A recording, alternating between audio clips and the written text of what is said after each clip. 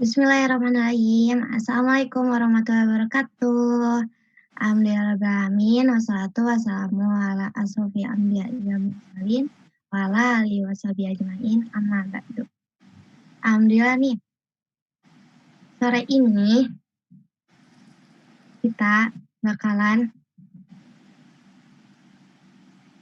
kita kan tadi bilang kita tuh ya, pasti ada seorang nih. Alhamdulillah pastinya Inas bakalan ditemani oleh seorang. Nah, alhamdulillah hadir bersama saya, Inas Agania Amatullah, di Inspiratalk di SMK Darut Tauhid bersama materi hari ini adalah Bu Yola Andesa Valenti. Assalamualaikum Bu Yola. Waalaikumsalam Inas. Apa kabarnya Inas? Baik Inas? Alhamdulillah Bu Yola. Mudah-mudahan pada sehat semua ya di masa pandemi ini dan belajar walaupun masih dalam COVID kayak gini. Hari ini kan kita ketemu lagi nih dari dosen dari Universitas Yogyakarta. Beliau ini dosen juga selebgram. Masya Allah. Iya. Nah, kebetulan kita temanya itu move on guys. Nah Inas mau nanya nih, kegiatan Ibu dalam aktivitas sekarang dulu nih selama COVID itu kayak gimana sih Bu?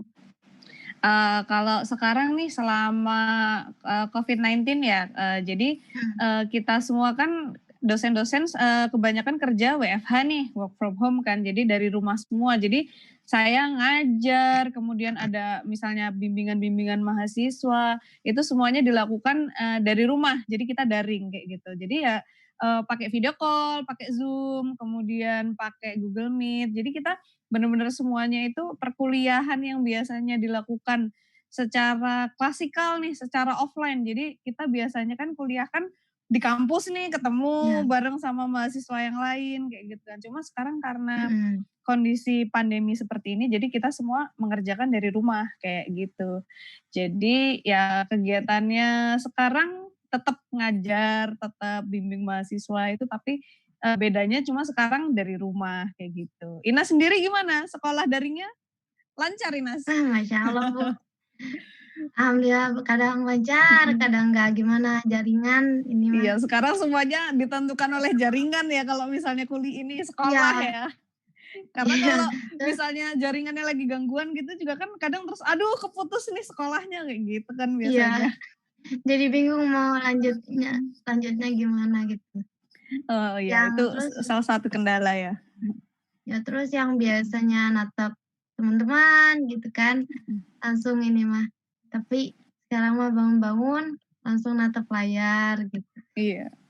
Iya, jadi nggak ketemu teman-teman juga ya ini selama pandemi ini kan, karena nggak boleh kan kita keluar-keluar.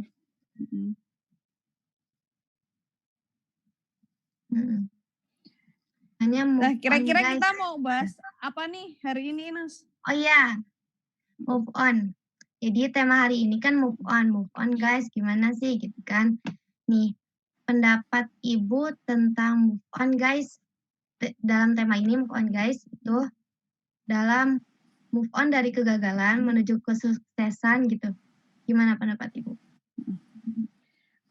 Kalau di sini misalkan dikaitin sama kita sekolah, kemudian misalnya kuliah gitu kan. Kadang gini, apalagi di sini kan Inas juga dari ini ya, dari jurusan akuntansi ya SMK-nya kan? Iya. Nah, kita bahas dari sisi akuntansi nih ya, belajar di bidang akuntansi nih, kayak gitu. Jadi sebetulnya gini, ketika Inas dan teman-teman nih dari SMP mau masuk ke SMK, ketika mau menentukan mau masuk jurusan akuntansi itu kan pasti butuh pertimbangan yang banyak banget kan. Di samping yang pertama di SMP itu belum pernah diajarin tentang akuntansi kayak gitu. Jadi kan pasti kayak akan ada rasa, aduh bisa nggak ya ini akuntansi, bisa paham nggak ya, bisa ngerti nggak ya kayak gitu kan.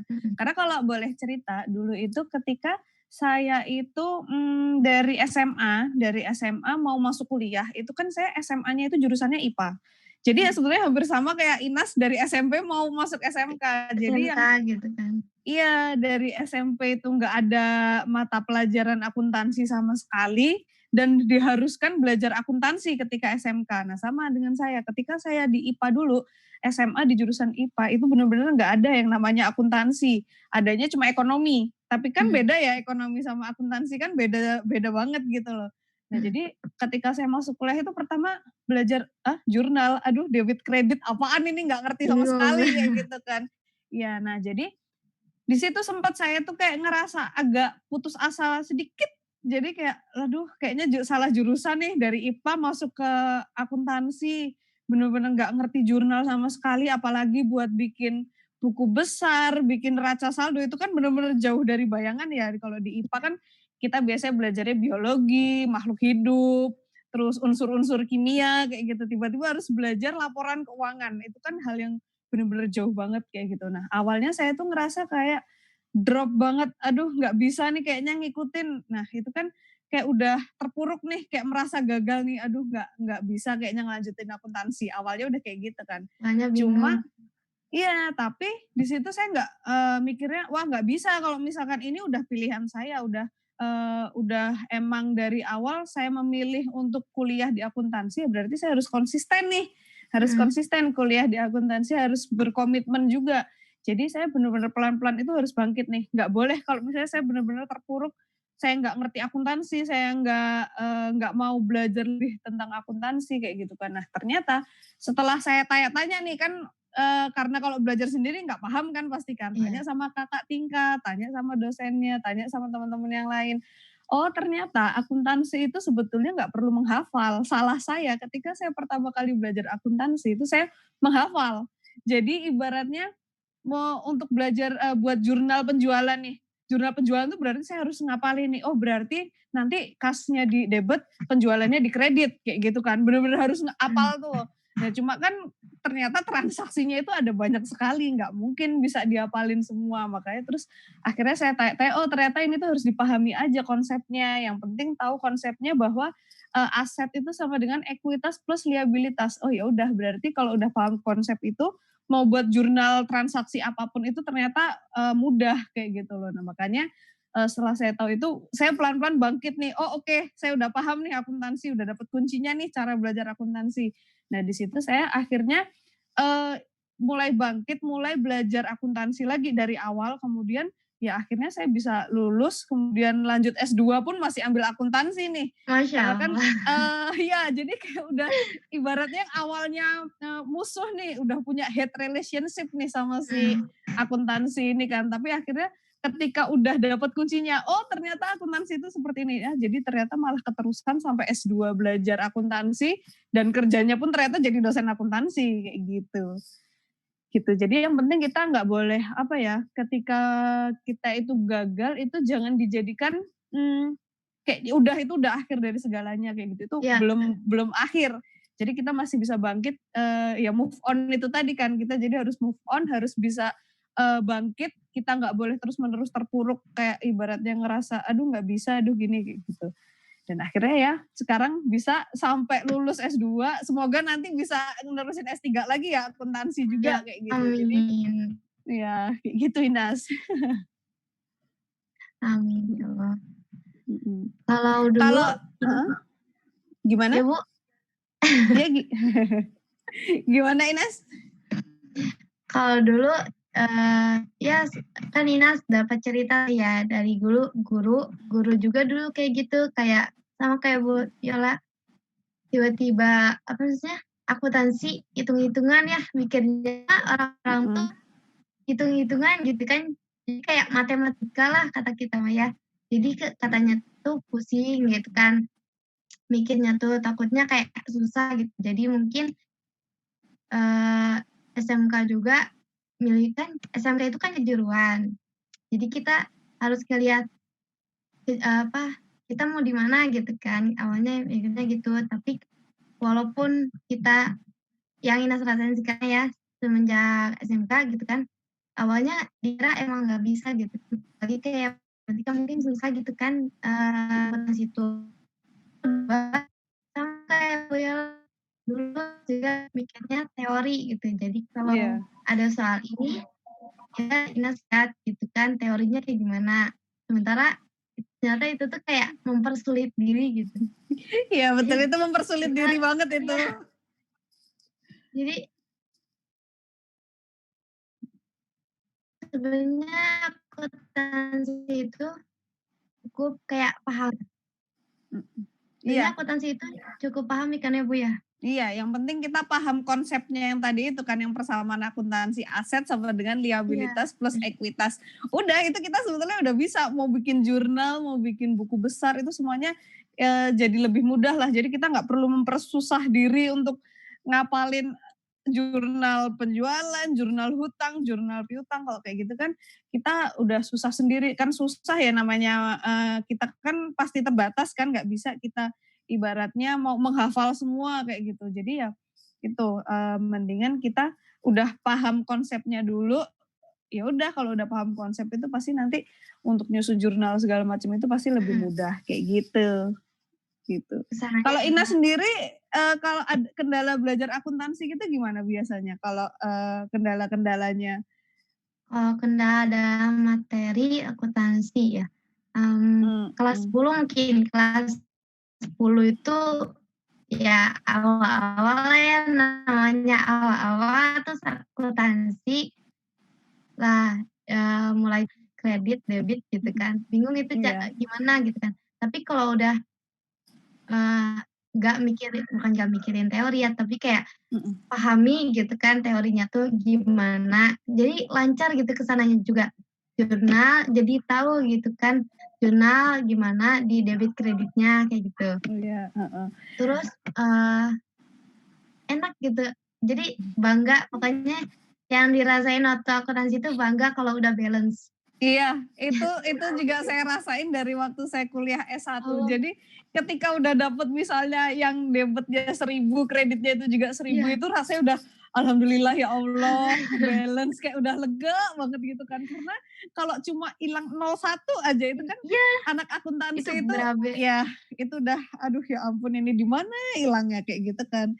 Iya emang kalau Eee, akuntansi itu kayak gitu sih, ibaratnya kalau orang belum kenal akuntansi nih, kayak misalnya dari, mhm, anak SMP mau memutuskan masuk ke SMK yang jurusannya akuntansi, atau dari SMK maupun SMA yang bukan dari akuntansi dan mau melanjutkan kuliah ke akuntansi. Jadi belum ada basic akuntansi mhm, sama sekali nih. Itu mhm, biasanya pasti kayak kayak bener kata Inas tadi kan, wah ini kayak matematika nih, hitung-hitungan banget nih. Padahal iya, sebetulnya ya hitung-hitungannya akuntansi itu kan cuma penjumlahan pengurangan aja kan sebetulnya, maksudnya nggak yang sekompleks matematika kayak gitu ya. Cuma yang memang agak bikin sulit itu ketika kita nggak paham konsepnya akuntansi, itu pasti iya, kita bakal bingung banget mau nyusun jurnal. Padahal sebenarnya jurnal itu kan, sebetulnya tinggal kita tahu sisi debitnya itu apa, sisi kreditnya itu apa aja, udah cuma itu aja kan sebetulnya. iya, Kayak gitu. Masya Nah, Allah. jadi ya itu kalau misalkan ini tips nih buat misalnya ada adik-adik dari SMP yang mau, tahun depan kira-kira bingung mau masuk ke mana nih, itu jangan ragu masuk ke SMK, DT. Jadi kan, di jurusan akuntansi itu jadi nggak perlu takut lagi nih, karena kalau misalkan, di SMP pun belum dapet nih, belum pernah dapet akuntansi, tapi ketika udah, udah tahu konsepnya itu pasti kita bisa ngikutin akuntansi itu seperti apa. Jadi akuntansi itu sebetulnya tidak semengerikan yang dibayangkan orang-orang. Iya, Ya Ina betul sekarang banget. juga udah Iya, merasakan kan, itu nggak iya. sesulit itu gitu. Gitu Inas. Terus, eee eee, apa ya, ini Coach, ada pertanyaan Mhm. dari Fitriata Zahra Sehwaki. Coach, bagaimana pendapat Coach sama orang yang dia tuh udah melakukan sesuatu hal dan dia gagal pada hal itu? Sesuai dengan tema ini mah move on guys kan gitu. Mhm. Ketika dia sudah move on dari hal itu, dia malah mengambil sesuatu keputusan yang salah bahkan bertolak belakang dari kemampuannya, gitu. Oh Gimana jadi Coach? ibaratnya udah gagal, terus ketika udah move on tiba-tiba salah ngambil keputusan. Jadi dia kayak ibaratnya ngerasa gagal lagi kayak gitu ya? Kalau dari saya sih, apa ya, ketika kita Iya. iya, ketika kita gagal nih, gagal dalam, mencapai sesuatu misalkan kan, kita kan pasti nggak mungkin ya kita terpuruk, berlama-lama kayak gitu, kayak kita ya namanya manusia sih, manusiawi ya untuk kita merasa kecewa, kemudian misalkan merasa, ketika kita sudah merencanakan nih, tapi ternyata kan ya namanya manusia kita hanya bisa merencanakan, semua hasilnya itu tergantung dari Allah kayak gitu kan. Nah ternyata hasilnya itu nggak sesuai nih sama Mhm. keinginan kita. Nah terus tadi kata, penanya, udah bisa move on tapi tiba-tiba gagal lagi nih, salah ambil Heeh. keputusan kemudian gagal lagi gitu kan, nggak sesuai sama kemampuan.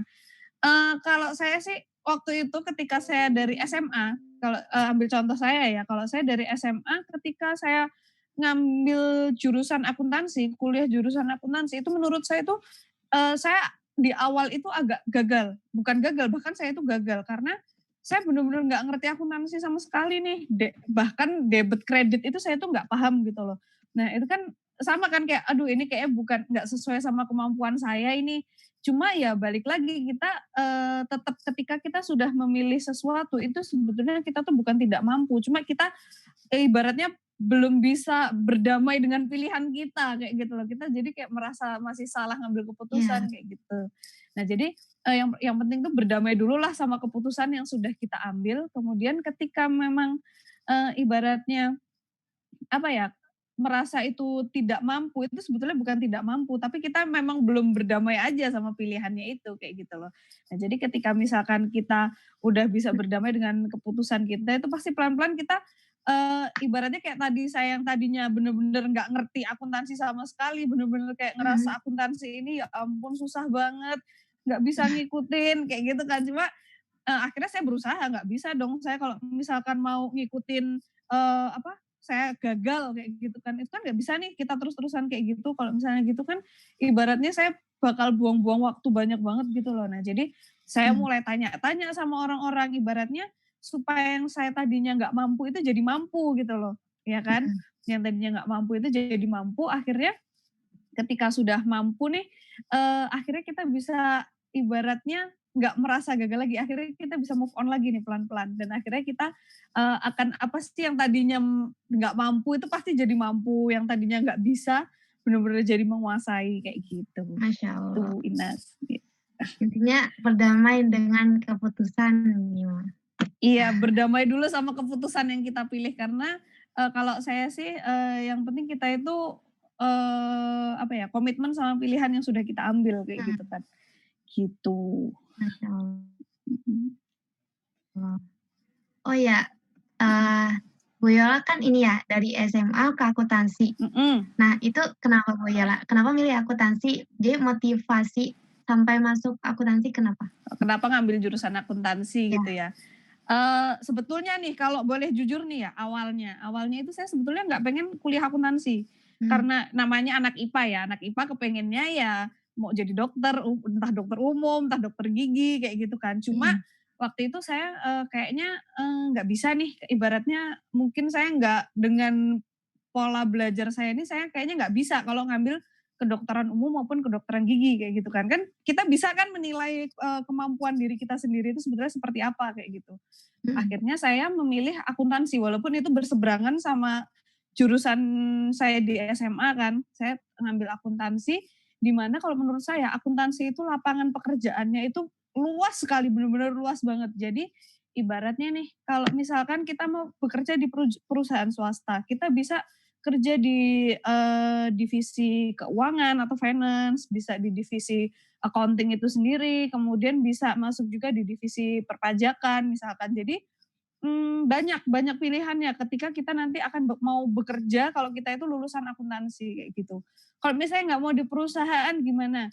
Kita bisa jadi entrepreneur kayak gitu kan. Jadi, karena kita udah punya basic-nya accounting nih, udah tahu kan cara pembukuan itu seperti apa kayak gitu. Jadi kalau untuk menjadi entrepreneur ketika kita memiliki apa, kita itu tahu ilmu akuntansi itu bener-bener nilai plus banget kayak gitu loh. Jadi ibaratnya kita bisa, Mhm. jadi pengusaha tapi kita juga bisa bikin pembukuan sendiri. Ibaratnya kayak gitu kan. Iya. Karena, ya kita kan ya di akuntansi kita diajari bagaimana cara melakukan pencatatan, melakukan pembukuan, kayak gitu kan. Selain itu juga bisa kita mau kerja di misalkan auditor, di bidang audit kayak gitu, itu juga bisa. Jadi, kalau saya sih ngelihatnya ketika saya waktu itu SMA, ngelihat kayaknya untuk, lulusan akuntansi itu pasti ininya luas sekali. Mhm. Lapangan pekerjaannya itu luas sekali, makanya pada saat itu saya memilih Iya. akuntansi, kayak gitu Ines. Nah itu. Ya apalagi nih kalau misalkan, dari lulus S1 mau langsung ngambil S2, S2-nya juga ngambil akuntansi juga, itu nanti bisa jadi dosen, kayak gitu, dosen Masya akuntansi, kayak gitu kan, gitu. Masya Jadi ya Allah. itu, kalau kita ngambil akuntansi, lapangan pekerjaannya banyak banget, gitu. Jadi Mhm. motivasinya tuh apa, jadi kesempatan dalam bekerjanya tuh banyak. Pilihannya kita untuk nanti kita mau kerja apa itu banyak banget, kalau kita lulusan akuntansi, gitu. Masya Allah. Nih, ada ini lagi, ada pertanyaan Mhm. dari Azmuna. Dari Azmuna. Bu Iya. Yola, saya izin bertanya, tanggapan Ibu tentang orang yang lebih memilih tantangan dibandingkan yang pasti-pasti aja, sehingga orang tersebut lebih memilih yang belum dikuasai. Ini kalau misalkan ibaratnya kita, ini ya, ngambil contohnya ketika dari SMP, enggak, misalnya kita mau kuliah nih, mau kuliah kan, ibaratnya kita dari yang bukan basic akuntansi, kira-kira mendingan kita Mhm. jadi risk taker, kita, walaupun kita nggak paham akuntansi, tetap ambil akuntansi aja nih. Atau misalkan mau, Mhm. ya udahlah karena di SMA udah diajarinnya misalnya udah diajarinnya matematika, udah ngambil jurusan matematika aja, kayak gitu kan. Kalau Mhm. saya sih kalau misalkan ada orang yang dia itu lebih, memilih resiko nih, misalnya dia emang saya nggak ada basic akuntansi, ya udah saya mau masuk ke, SMK jurusan akuntansi atau mau kuliah jurusan akuntansi. Iya nggak Iya. masalah, ataupun misalkan dia mau, ya udahlah, yang saya mampu aja, saya mampunya matematika, udah ngambil matematika aja daripada nanti di akuntansi, nggak bisa, kayak gitu kan.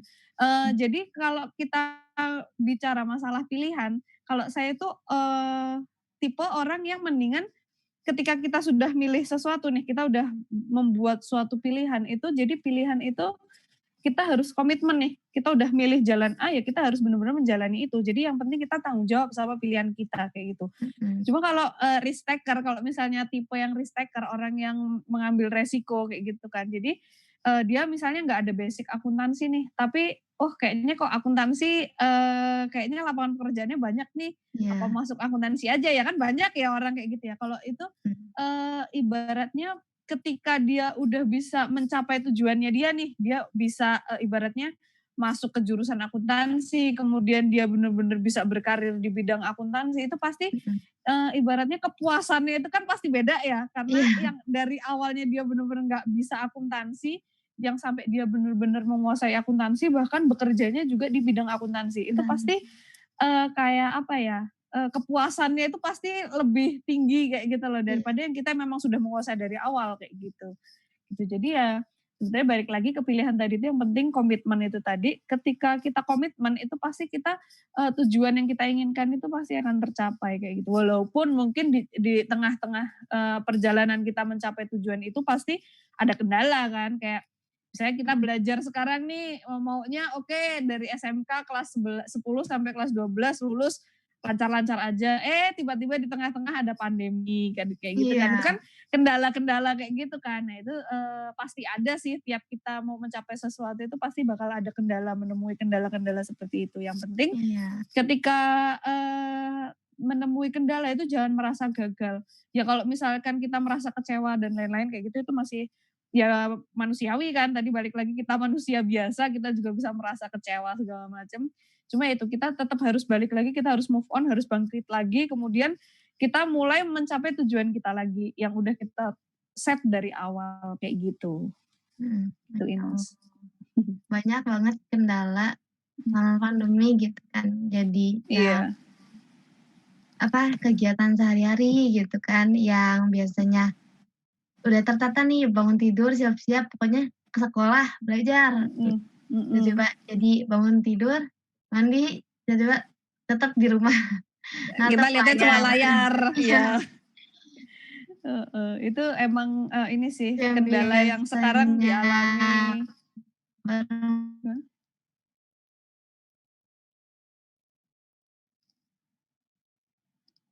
Gimana Ines?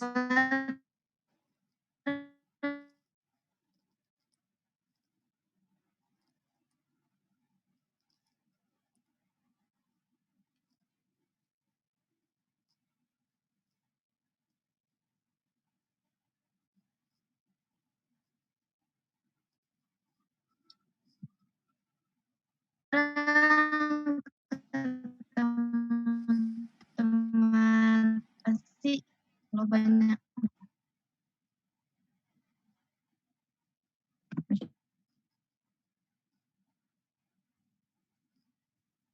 Ya, halo Ines.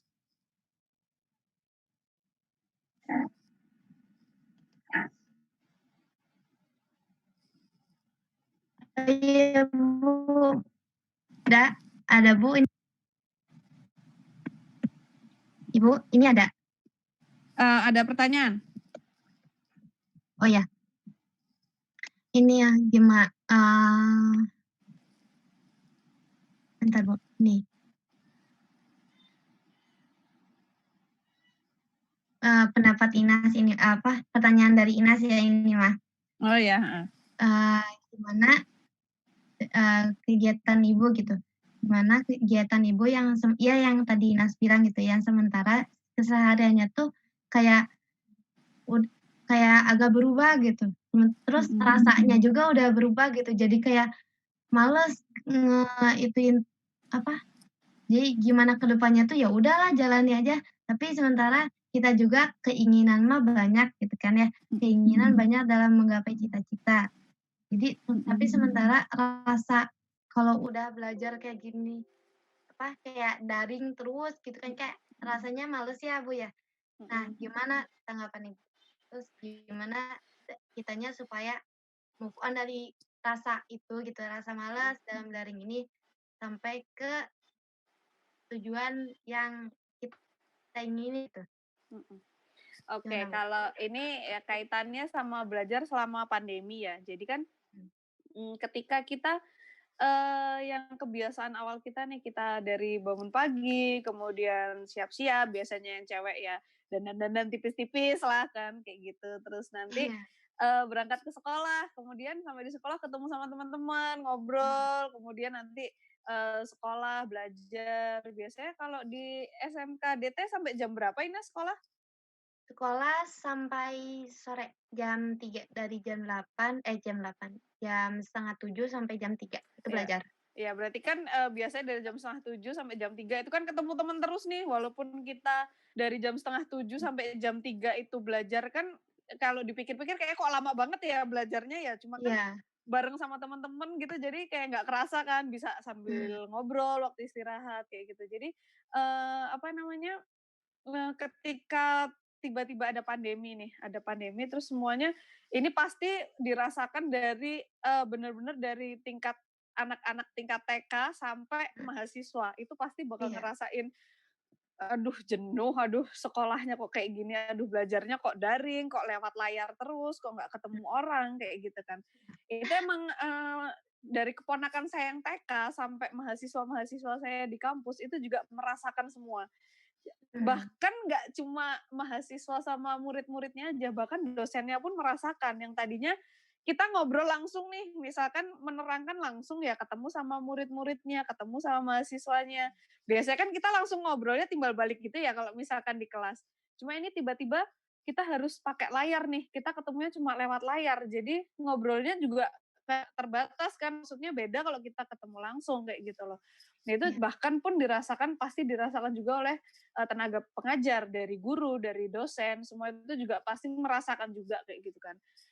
semua pun pasti akan merasakan kayak jenuh, kemudian selain jenuh juga kayak merasa lelah, ini kapan sih kita mau sampai kapan nih, Iya. belajar kayak gini gitu kan. Nah, kalau caranya move on nih, maksudnya ibaratnya kita harus move on dari, masalah belajar kita secara daring ini, ketika kita Mhm. merasa jenuh, kemudian kita merasa nggak nyaman kan sama kondisi seperti saat ini. Nah, cuma kan kita kita masih nggak tahu nih sebetulnya pandemi ini sampai kapan gitu loh. Kita mau belajar daring sampai kapan kan kita belum tahu. Jadi kalau misalkan kita tetap ibaratnya mengutamakan rasa jenuh kita, mengutamakan rasa males kita, terus kayak nggak nyaman belajar daring gitu. Kalau kita mengutamakan perasaan-perasaan itu kan pasti ya kita nggak bisa ini ya, nggak bisa apa namanya, nggak bisa ibaratnya yang tadinya tujuannya kita itu mau, lulus sampai misalnya naik kelas 3 mau naik ke kelas 12 dengan nilai yang bagus. Kalau kita Mhm. tetap nurutin rasa-rasa itu kan nggak akan tercapai itu tujuan kita kan. Nah, kalau saya itu biasanya saya ngasih, apa ya, ngasih kayak saran nih ke mahasiswa saya itu, biasanya kadang ketika ada tipe-tipe orang yang belajar itu dia pasti senang mencatat. Jadi semua yang diajarkan, semua omongan gurunya, omongan dosennya itu pasti akan dicatat kan. Mhm. Nah, ketika memang mempunyai kebiasaan-kebiasaan seperti itu, lakukanlah kebiasaan-kebiasaan yang memang biasa dilakukan di kelas. Mhm. Jadi kalau misalnya dia tipe yang mencatat itu ya catat tetap walaupun kita belajar lewat, daring, kita ngelihatnya layar terus kayak gitu kan, tetaplah kita nyatet gitu. Jadi apa omongan gurunya, omongan dosennya itu tetap dicatat kayak gitu. Jadi kita bisa belajar dari catatan itu lagi kayak gitu kan. Terus kalau misalkan ada juga tipe, orang yang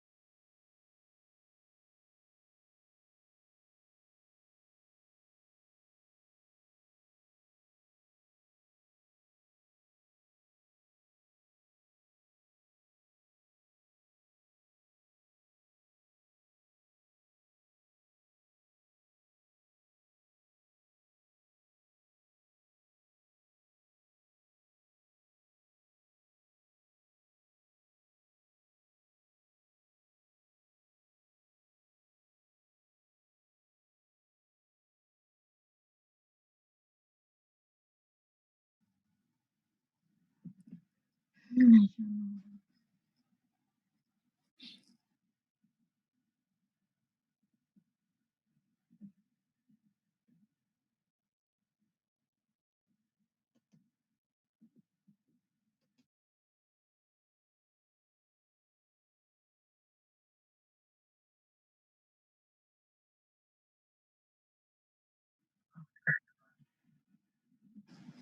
oke Nas, dilanjut lagi kita.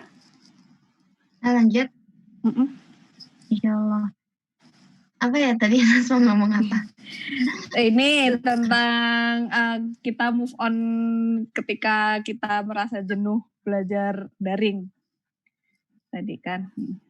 Oh, iya. nih untuk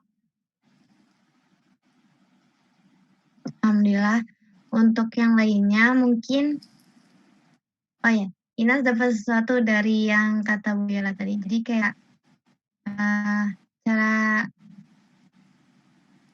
cara ngadepin supaya kita nggak males tuh emang jadi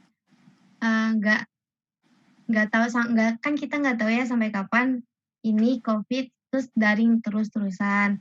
Masa gini mulu gitu kan. Jadi harus ada perubahan dari kitanya juga supaya untuk impian dan keinginan kita tuh selanjutnya tuh kayak gimana gitu kan. Selanjutnya mungkin ada kepada penonton, insya Allah ada pertanyaan. Coba kita lihat.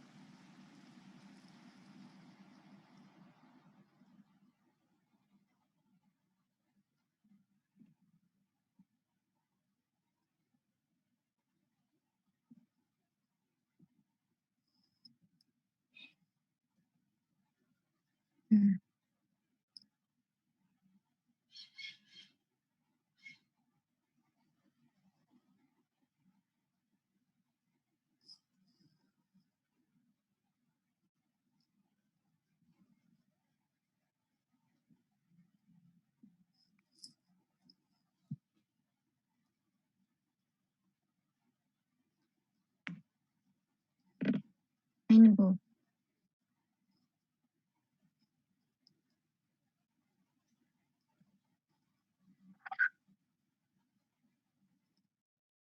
Kalau kan ini dari move on dari kegagalan menuju kesuksesan. Kalau setiap orang kan pernah gagal ya. Nah, Ibu kegagalannya tuh dalam apa? Kan beberapa ya gimana ya? Ada kesedihan. Pastinya dalam kegagalan. Nah, Ibu pernah kan gagal. Nah, gagalnya tuh dalam apa gitu? Dalam suatu apa? Lalu bagaimana cara move on dalam kegagalan? Ini kayaknya saya pernah sering sih ini menyampaikan ini karena menurut saya ini ketika saya berkuliah ini merupakan salah satu kegagalan yang benar-benar paling membuat saya terpuruk selama saya kuliah. Ini ketika saya kuliah dulu itu kan saya kuliah akuntansi nih. Ketika saya kuliah dulu itu ada yang namanya ujian komprehensif. Jadi ujian komprehensif itu ibaratnya kita ketemu sama 3 dosen dan kita itu ditanyain tentang 3 mata kuliah. Jadi kita benar-benar harus ibaratnya tiap buku satu mata kuliah itu kan bukunya tebel-tebel nih. Ibaratnya kita benar-benar harus paham tuh satu buku itu benar-benar harus paham semua kan. Nah, kemudian waktu itu ketika saya ujian itu ternyata saya gagal. Jadi saya udah belajar selama 1 bulan penuh waktu itu saya ingat banget saya baru selesai KKN. Saya selesai KKN dari kan biasanya di desa-desa gitu ya KKN ya. Bahkan ketika saya KKN itu saya udah nyicil belajar. Jadi ketika saya sosialisasi sama masyarakat kayak gitu itu saya tetap sambil belajar karena sebentar lagi saya ujian komprehensif nih kayak gitu kan. Jadi benar-benar saya cicil nih belajar dari KKN sampai itu pokoknya ada sekitar 1 bulan lebih itu saya belajar benar-benar saya matengin banget nih. Ekspektasi saya kan saya harus lulus ujian ini gitu kan dengan nilai yang memuaskan kayak gitu. Cuma pada saat itu ternyata ada satu materi yang ternyata ketinggalan saya pelajari kayak gitu. Jadi saya lupa nih belajar tentang materi ini dan ternyata kebetulan materi itu yang ditanyakan sama dosen. Nah, akhirnya saya nggak bisa jawab nih, saya nggak bisa jawab tentang tentang materi yang ditanyakan sama dosen itu. Akhirnya saya nggak lulus ujian komprehensif. Di situ saya benar-benar ya dibayangin aja, coba Inas belajar udah 1 bulan lebih belajar tiba-tiba nggak lulus kayak gitu, itu kan rasanya kayak benar-benar kecewa banget, sedih, nangis, marah, benar-benar waktu itu udah nggak ngerti lagi lah gimana cara ngejelasinnya kan saking kecewanya gitu loh. Nah, waktu itu saya sekitar sehari 2 hari itu saya masih nggak bisa terima sih kayak kok bisa sih nggak lulus kayak gitu loh. Udah belajar loh ini 1 bulan lebih ini udah belajar masa masih nggak lulus terus harus belajar kayak mana lagi kayak gitu kan. Cuma terus saya introspeksi lagi, oh ya masih ada satu materi yang ketinggalan dipelajari, ya berarti emang salahnya salah dari saya sendiri kayak gitu kan. Kemudian mungkin doanya juga kurang, usahanya juga kurang kayak gitu kan. Jadi ya emang mungkin belum semaksimal teman yang lain, makanya masih belum lulus nih ujian ini kayak gitu. Nah akhirnya setelah saya introspeksi, saya pelan-pelan bangkit nih. Akhirnya oke, kayaknya nggak bisa nih kalau misalkan mau sedih-sedih terus nih, yang ada Iya. ujian berikutnya nggak lulus lagi kayak gitu kan. Akhirnya saya pada saat itu kemudian mulai belajar lagi nih, mulai pertama nata hati dulu. Oke, nggak apa-apa lulus, nggak lulus ikhlas lah, udah nggak apa-apa. Yang penting belajar lagi biar besok bisa lulus kayak gitu kan. Akhirnya saya belajar, kemudian udah saya pelajari. Akhirnya ketika ujian kompre pada saat itu kan kelompok tuh ujiannya, bahkan saya bisa lulus dengan nilai yang paling tinggi di antara satu kelompok saya itu kayak gitu. Nah jadi ya itu salah satu kegagalan yang benar-benar bahkan benar-benar itu tuh lebih-lebihin ditinggal pacar mungkin ya rasanya itu, karena ya gimana udah ibaratnya udah seneng nih sama akuntansi, udah belajar bener-bener belajar mati-matian banget nih, ternyata masih nggak lulus kayak gitu kan. Kan kecewanya bener-bener kecewa banget kayak Iya. gitu. Cuma ternyata ketika saya bangkit kemudian saya bisa mulai belajar lagi nih, kira-kira memperbaiki, oh kayaknya saya gagalnya tuh karena kemarin itu memang belajarnya kurang ini nih, kurang kurang maksimal, makanya saya bisa gagal kayak gitu kan. Nah ketika saya udah memperbaiki itu ternyata bahkan nilai saya jadi lebih tinggi daripada yang lain kayak gitu. Bahkan itu melebihi ekspektasi yang saya harapkan kayak gitu loh. Nah itu, jadi itu sih emang move on itu ketika kita gagal itu memang yang paling penting itu kita harus bisa move on itu sih. Ketika kita bisa move on itu pasti nanti kita bahkan bisa mendapatkan sesuatu yang lebih gitu loh. Lebih dari yang apa yang sebetulnya kita rencanakan di awal kayak gitu, Ines. Ini ya ada pertanyaan dari Raina Mariam. Bu Yola belajar akuntansi bikin jurnal, apa yang menurut Ibu Yola paling susah dalam akuntansi? Kalau di dalam akuntansi ya, jadi ketika memang di awal itu yang paling susah itu kalau misalnya kita belum paham itu ketika kita membuat jurnal. Membuat jurnal itu ya tadi balik lagi kan, kalau misalkan kita itu nggak paham akuntansi, ketika kita ada ketika kita membuat jurnal itu kita pasti akan cenderung cuma menghafal.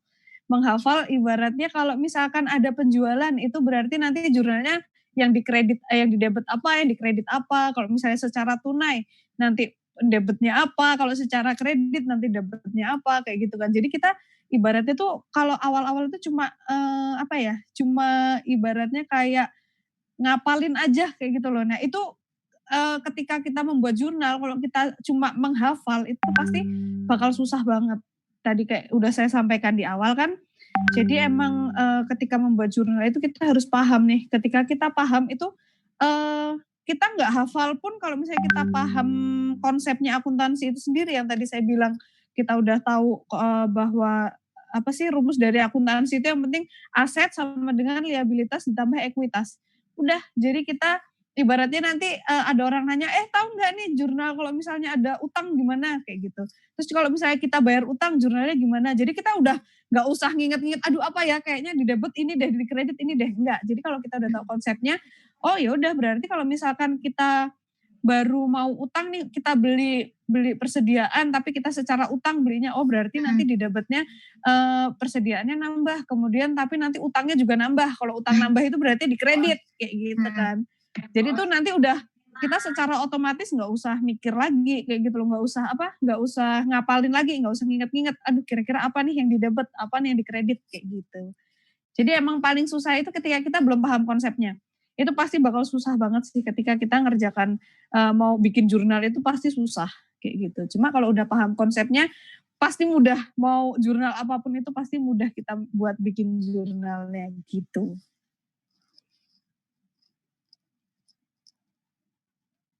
Inas suaranya kayaknya ke mute ya Inas ya.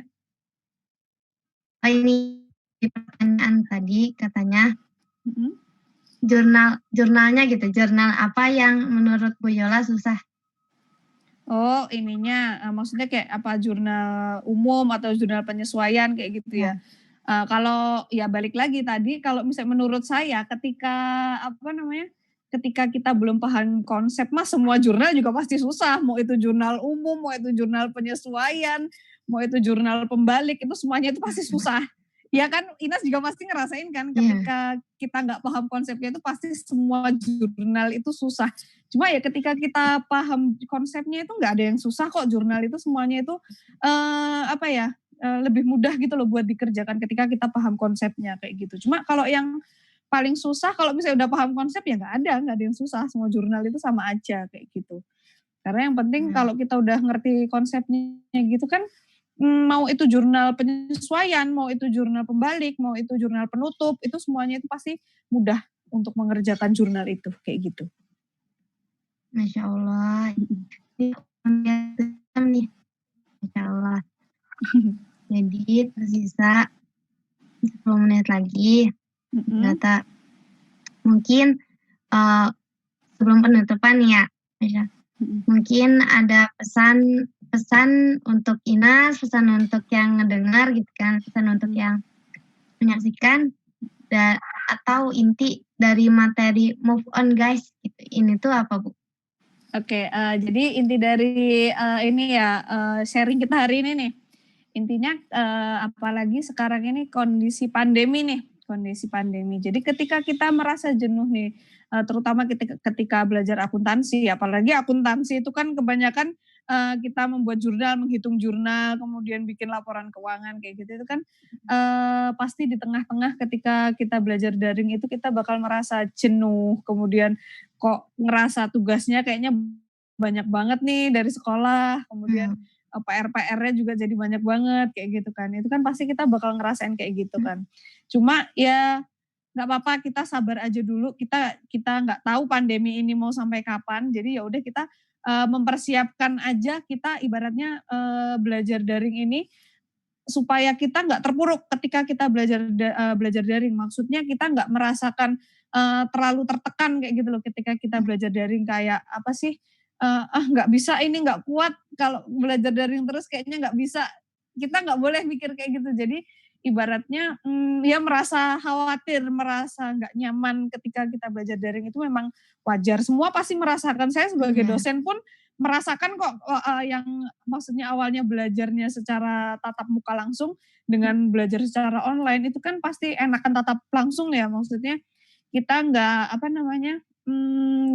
lebih enak aja gitu loh. Cuma kita balik lagi, kita nggak tahu pandemi ini sampai kapan, jadi ya kita sebisa mungkin harus move on nih dari rasa-rasa malas, rasa-rasa jenuh itu tadi gitu.